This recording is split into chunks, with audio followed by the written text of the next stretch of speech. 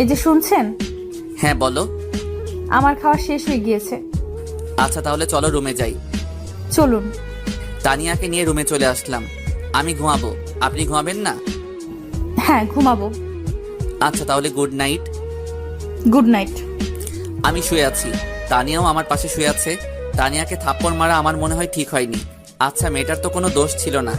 আমি আব্বুর রাগটা তানিয়ার উপর দেখালাম, এটা করা আমার একদম ঠিক হয়নি।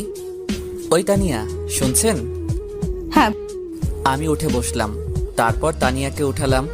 আমি তানিয়ার সামনে হাঁটু গেড়ে বসে কানটা ধরে, ওগো আমার মিষ্টি বউ, প্লিজ আমাকে ক্ষমা করে দাও।